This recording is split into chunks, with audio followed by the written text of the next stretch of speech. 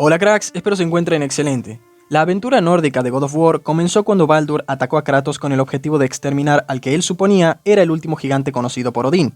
Después de un sanguinario enfrentamiento a muerte, Kratos se vio obligado a llevar a su hijo Atreus en un viaje para esparcir las cenizas de su difunta esposa en la cima de la montaña más alta de todos los reinos, lo que derivaría en un conflicto con el resto del panteón nórdico. Sin embargo, si Odín hubiera elegido enviar a Heimdall en lugar de Baldur, nada de lo que vimos se habría cumplido. De hecho, ni siquiera existiría la saga nórdica de God of War. Pero no necesariamente con el desenlace que podemos barajar en nuestras mentes de forma inmediata, sino algo más pacífico también.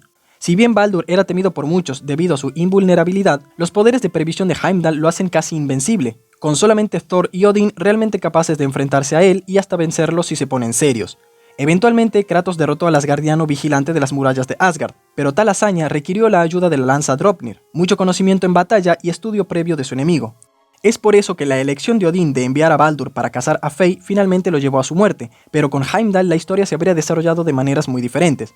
Hay que tener en cuenta que Heimdall es uno de los dioses más poderosos con los que Kratos ha luchado.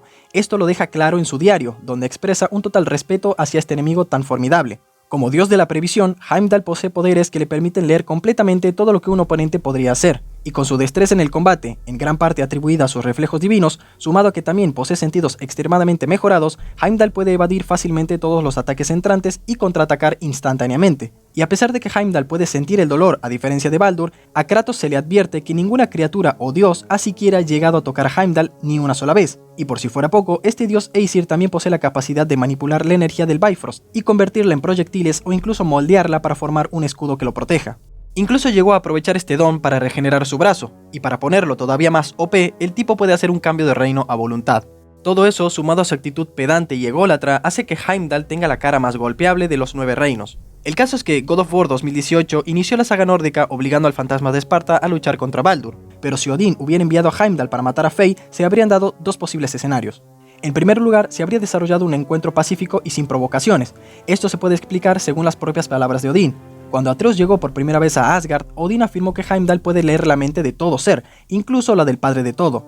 Dada esta habilidad, Heimdall habría podido leer la mente de Kratos y determinar que en realidad se trataba de un dios proveniente de una tierra muy lejana, y no tenía nada que ver con lo que estaba buscando.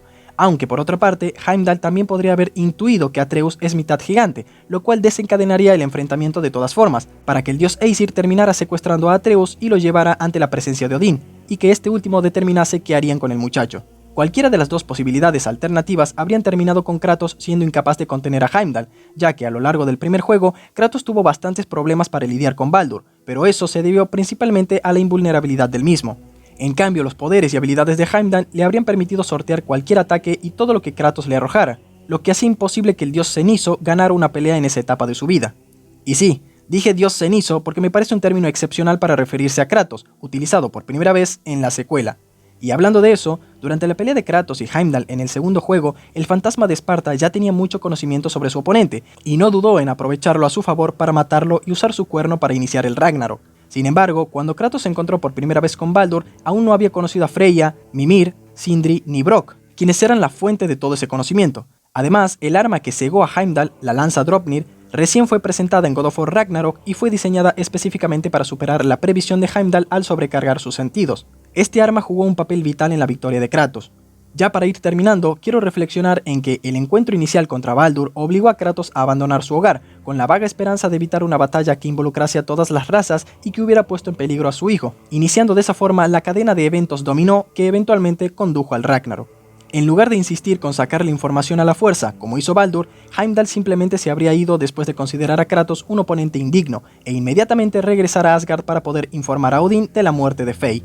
Básicamente, si Odín hubiera enviado a Heimdall en lugar de Baldur, no solo podría haber evitado su propio destino al final del juego, sino que Kratos probablemente no se habría visto obligado a llevar a Atreus en esa travesía para la que todavía no estaba preparado, poniendo así fin a la saga nórdica antes de que comenzara.